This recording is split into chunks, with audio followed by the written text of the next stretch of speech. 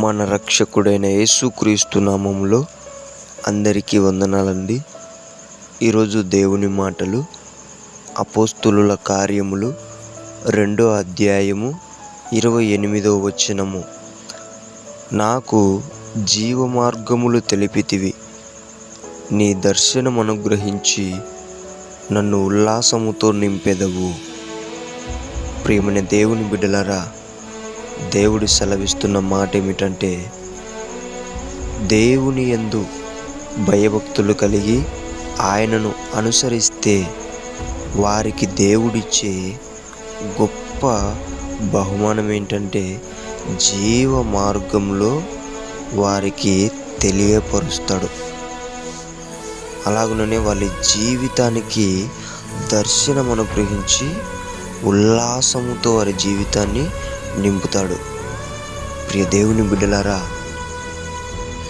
నీకు నీ కుటుంబానికి జీవ మార్గం కావాలి అంటే ఆయన యందు భయభక్తులు కలిగి ఆయనను అనుసరిస్తే గనక దేవుడు నీకు కూడా ఆ మార్గము తెలియపరుస్తాడు.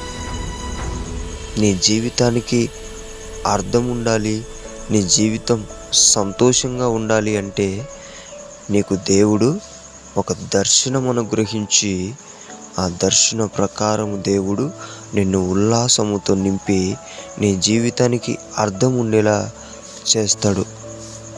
ఈ లోకంలో ఉన్న మనుషుల్లాగా జీవించి ఏదో పుట్టాము, ఏదో మనము జీవించాలి, ఏదో చనిపోవాలి అని గ్రుడ్డితనంలో బ్రతకకుండా మనకంటూ ఒక అర్థం ఉంది, మనమంటూ ఒక రాజ్యం ఉంది, ఆ రాజ్యంలోకి వెళ్ళాలి తెలుసుకొని ఆ జీవ మార్గంలోకి ప్రవేశించి మీ జీవితాన్ని ఉల్లాసంతో నింపుకొని మీ జీవితానికి ఒక అర్థం ఉండేలా చేసుకోవాలని దేవుని పేట మనవి చేసుకుంటున్నానండి. దేవుడి మాటలను దీవించునుగాక. ప్రార్థించుకుందాం. మహా సర్వశక్తివంతుడైన దేవుడా, మీకు వందనాలయ్యా. మేము ఈ లోకంలో ఉండే వాళ్ళలాగా కాకుండా నీ యందు భయము కలిగి భక్తి కలిగి నిన్ను అనుసరించి ఆ జీవ మార్గములు తెలియజేసుకొని మా జీవితానికి అర్థం ఉండేలా చేసుకొని నీవిచ్చే దర్శనము ద్వారా మా జీవితాలను కట్టుకునేలా ఉల్లాసముతో మా జీవితాలను నింపమని యేసు నామములో ప్రార్థిస్తున్నాము తండ్రి. ఆమేన్.